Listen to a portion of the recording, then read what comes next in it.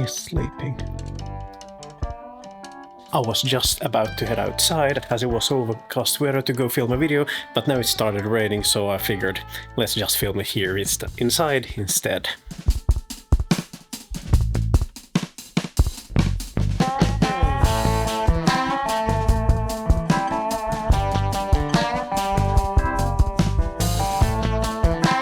So what I want to talk about now is in fact my new workhorse, since there's a lot of things going on with this camera and I think it requires a whole lot of discussion, and let's break it down. But first, let's roll the intro.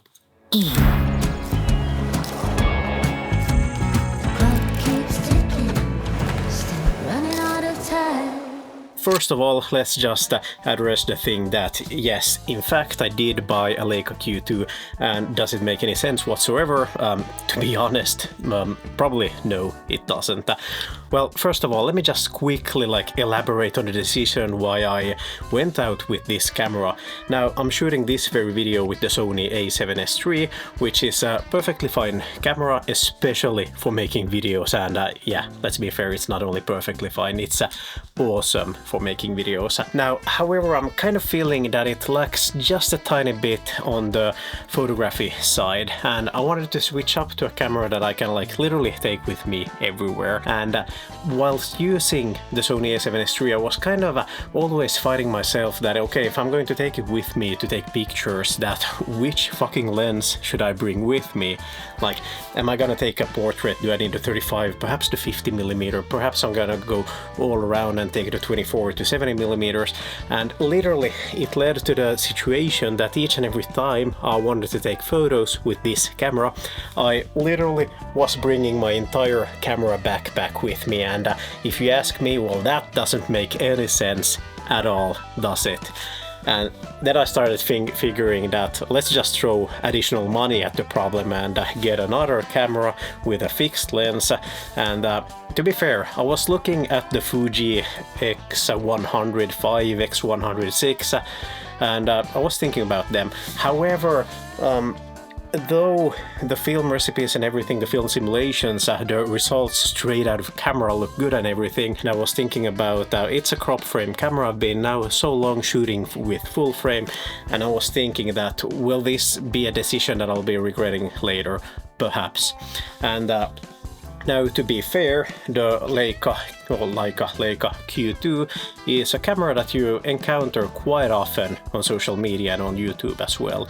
And I was figuring that I won't go wrong with getting this one. And then I just literally dove headfirst in, and here we are. Now I've had this camera for about 1 month, 1.5, and there are a few impressions I want to talk about, because I bought this camera from online before even ever having used a Leica. I didn't ever have it in my hand or anything. I didn't watch that many reviews or anything either. I just knew about the camera, that it's a good one, and figured, okay, this is going to be the workhorse that I'm going to rely on solely for pictures. When you get your hands on it, you're gonna notice that the ergonomics, especially when coming from Sony, coming from Canon or Nikon, whatever, the ergonomics, sorry for the pronunciation, the ergonomics of this is utterly garbage. It's literally, I don't know what kind of hands you're supposed to have in order to hold it comfortable in your hands, so you have to throw additional money at it. First off, you'll be adding the thumb grip there on the top, which attaches just to the hot shoe mount over there. You'll be adding a base plate on the bottom, so you can get this kind of groove or handle over there, and literally you'll be spending about 100 euros of additional accessories in order to get a camera that you can comfortably hold in your hands. And yeah, now it's somewhat decent. Other than that, the build quality and everything, this caught me by surprise. It's a Leica, it has quality after all and everything.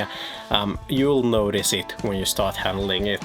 It's rugged, it feels sturdy and good, and there's literally nothing to complain once you fix the ergonomics of the camera itself. And then you power it on and you realize that, wow, this camera is insanely easy to use. the menus are easy to learn. It's super fast to just power on and start shooting.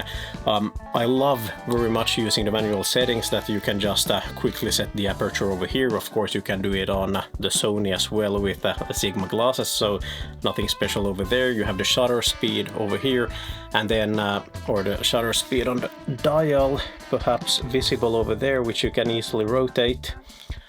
And then I just have ISO set here on one specific button, but literally that's it. It's super fast and easy to use. The menus itself, they feel detailed enough that you can actually tweak, customize the camera to your preference, how you want to use it, but still it's not overly complicated.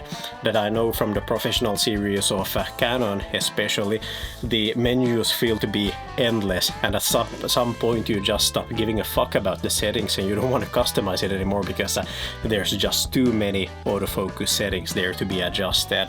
So this is a bit more simple in that way. And then we get to the situation that you snap a picture, take a photo. First off, let's address an elephant in the room, and that's coming from a Sony guy. The autofocus on this camera is literally garbage. It's slow as fuck, it misses a ton of shots that you're taking, so especially when you're shooting at f1.7, which is the wide open aperture you can go up to, and yeah, it's kind of there. I don't know how some guys on Reddit praise the autofocus to be decent or good. It's literally below average, at least compared to today's standard if you look at the lineup of other mirrorless cameras out there. But once you get that picture with a good shutter speed, it's sharp, and you manage to nail the focus, the 47 megapixels is actually a thing worth mentioning, that it's literally insane. Especially again coming from the Sony a7S III, which is a 12 megapixel camera, which is why I wanted to get a specific photographic camera. The leap from 12 to 47, it's huge.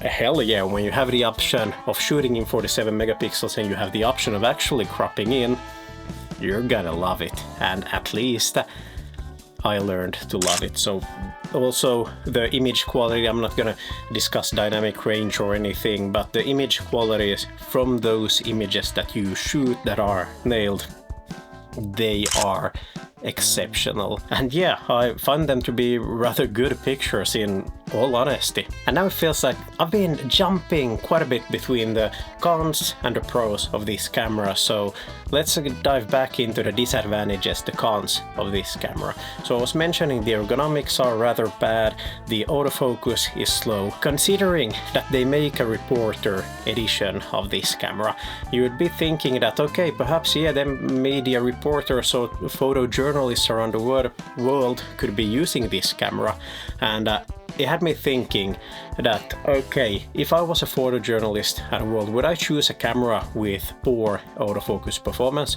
Well, probably not. Well, what is the second thing? Since I was justifying this kind of also that in addition to being an everyday camera, I could use it also for commercial projects. Well, there's a limitation. If you think about it, that they make the reporter edition, you could be using this for commercial work. Well, there's one limiting factor. It works as long as it works, but once you hit a fuck up, then you're screwed. And that is the limitation that it has one single memory card slot here. So meaning if there's any kind of corruption, which for me personally has happened, and if you're a creator, you're either in the boat that you've had a memory card failure, or you're in the boat that you're going to have a memory card failure. So that again questions it, that why would they make a reporter edition of the Q2 when it only has a single memory card slot? Like, I wouldn't be wanting to take pictures of the president or be a photojournalist in Gaza or Ukraine with this camera in hand and running the risk of having all of my shots ruined because it only has one memory card slot. So yeah, that's a thing I really don't get. And it kind of also stresses me out that if I'd be using this on a commercial shoot, that can I really rely on my memory cards? I'm a bit scared, but at this point I have no other option than to do it. But yeah, we'll see. And downside number 4, low light performance. The ISO noise on this camera, it's nothing that I would, this is a saying in Finnish, but it's nothing I would decorate my Christmas tree with. So yeah, I'm kind of mixed on that one. I mean, it's not terrible, but at times you don't want to crank the ISO higher to 1600 because you'll start to see the noise.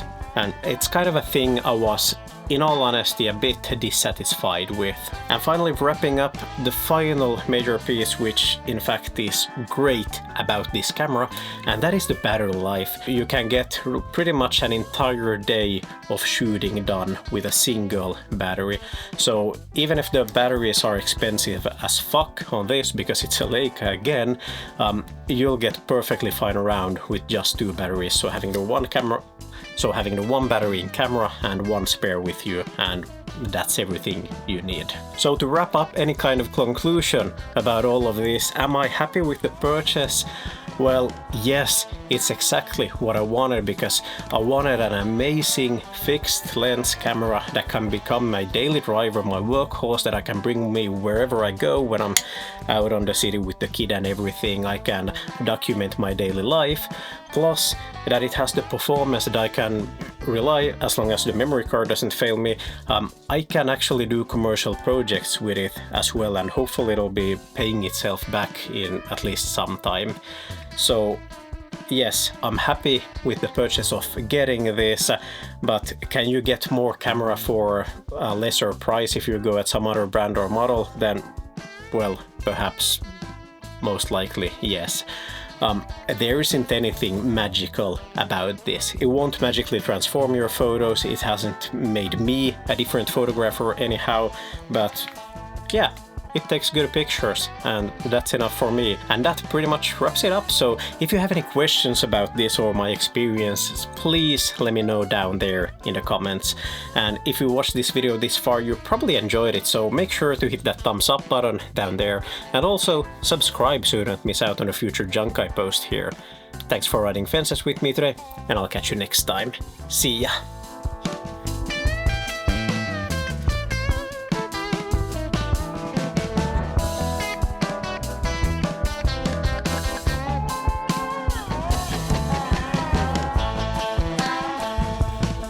Oh, I'll have to hit record to stop recording.